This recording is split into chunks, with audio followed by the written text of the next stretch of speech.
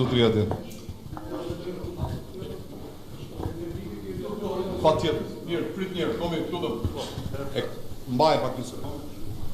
Kemi respekt për miqët, por jemi të zotë e shtëpisë, duhet të themi dy fjalë.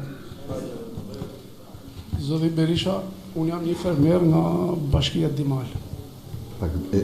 Një fermer nga Bashkia Dimal. Desha t'ja nisë pak herët, ju i prek gjitha nga pak, po gjë më kryesore është që në 2013 kilja e qumshit ka qenë 300 lekë, kilja e djathit ka qenë 3.000 lekë vjetra, kurse sot është 9.000 lekë deri 12.000 lekë të vjetra, që këtu fillon zanafilla e fermerit shqiptar dhe bliktorit shqiptar. Në 13 vite, apo 12 vite që kanë këta në pushtet, nuk e subvencionuar fermeri edhe as blektori shqiptar. Dhe për këte ne kemi disa etapa që kemi krijuar me Eduard Sharkën, që është ftuar sot si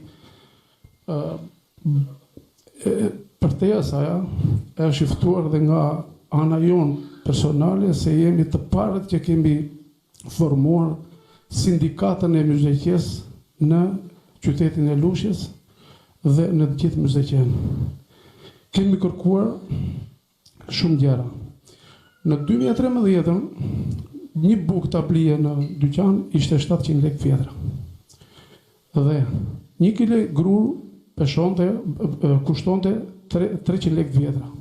Kurse sot, një bukë bën 1200 lekë dhe 1 kg grur 250 lekë të vjetra.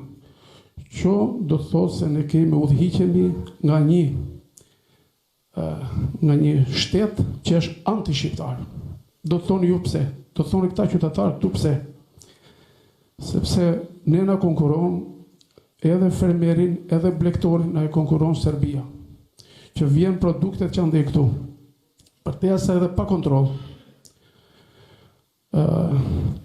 Desha të dalë edhe tek nafta që thatë ju, një qytetar, një fermer shqiptar e merë naftën me 2.000 lekë vjetra sot.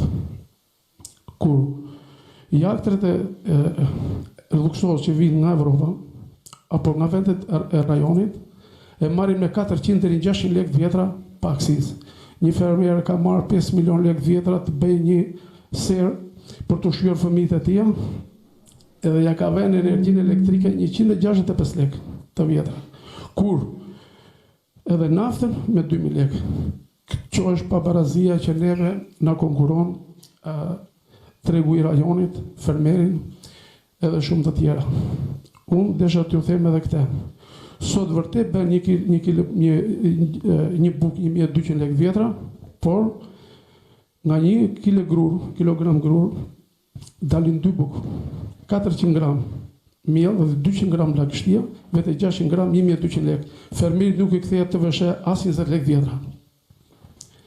Dhe për këte, jo se juve do në i hidhni këto halën e se jeni në opozit, por ta dëgjojnë dhe të gjithë fermerët e Shqipërisë. I subvencionimet që thonë këta, që kemi dhenë edhe do japim, po të shkoni zoti Sali Berisha në Ksamil në bashkinë e Xarës, andej, ku është prodhimi manderinës, as edhe një fermer nuk ka marrë një subvencionim për manderinët. Të shkonit të molla në Korçë, as edhe një fermer nuk ka marrë një subvencionim për mollët, apo për patatet, apo për qepët, që shikoni nga dita në ditë rënohen. Si edhe këtu, a dini ju, zoti Sali Berisha, që këtu një pjesë e fermerëve nuk kanë ardhur, që janë përmbytur sepse i rrin fshehur. Pse do thonë ju rrin fshehur? Sepse i kërkon banka për kredit që kanë marrë, edhe nuk vinë këtu se i ka banka atyja. E kanë shitur serat e tyre, i mbollën nga 2 herë, u përmbytur sut dhe më shpërlyen. Ky është një hall i madh për gjithë fermerët. Të shkojmë te zoti Sali Berisha, unë jam një qytetar i këtij vendi këtu, që i shërbej një herë familjes time. 10 herë shoqërisë, 1000 herë vendit tim. Vendit tim i shërbej 1000 herë se unë jam eksportues, i vetmi eksportues në Shqipëri, në Ballkan, në Evropë dhe më gjerë, që është u burgosa pa të drejtë. politikisht, unë jam Arbendyli që më burgosën këta për çështjen e manderinës me pesticide. Kur realiteti, pesticidet, herbicidet, plerat, të gjitha që vinë në Shqipëri, vinë pa kontroll edhe vinë me koston më të lirë sepse heqin lendën e parë. Edhe nga do t'i hedhë fermeri, tash ja, me shumicë pesticide, ku bima ka një rregull edhe po të talësh nga i rregulli si punë njeriu, 10 vjeç ai do marrësh këtë ilas, ju dini mirë, keni qenë mjek. Edhe ja ngjisin fermerit, mediat, them publike këtu, një pjesë e madhe e mediat janë anti-shqiptar. Në kohën që me Demek doli në Kroaci mandarina me pesticide, më thanë, më njoftuan datën 1, edhe ati ishte bërë analiza në datën 2. Kur erdhi mandarina këtej, në asnjë vend në Shqipëri, në dogana, nuk ka analizë të bëj. Jo për produkte që vinë që andeja, se ato vinë me lobime të serbo-grekve për produkte shqiptare, që të rëzojnë tokë, që mos mbjellë i fermeri, ta ekzekutojnë fermerin që këti, ta të bojnë që këti si që kanë të bërë. Por dhe importet që bëjnë që ndaj këtu, e konkurojnë sepse ato pesticide që vinë që ndaj këtu, vinë këtu, shiten produktet bujqësore që vinë këtu, vinë pa kontrol në asnjë dogan, nuk ka laborator, që të kontrollohet dhe të pastaj dalin treg. Dhe mediat çfarë bëjnë tash? Nuk japin këto që vinë eksporti që ndaj, importet, po japin produktet e tona dhe trembi dhe konsumatorin e brendshëm.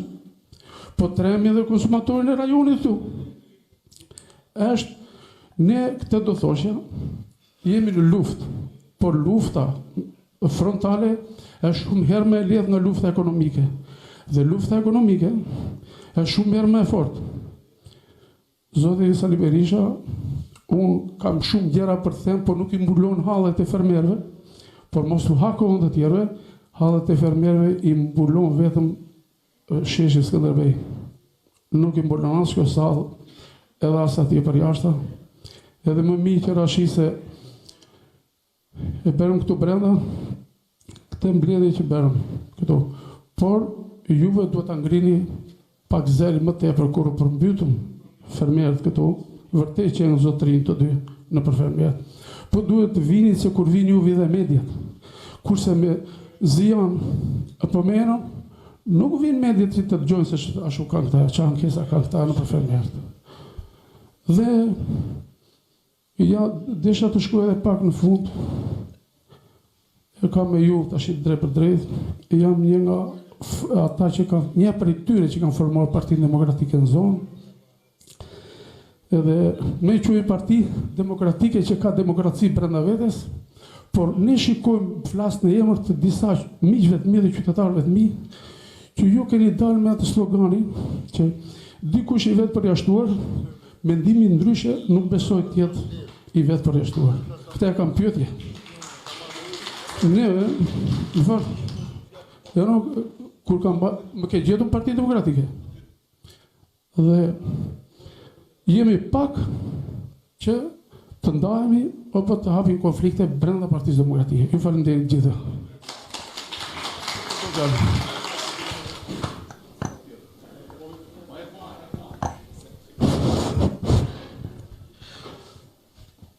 Mirëmbrëma të gjithë fermerëve të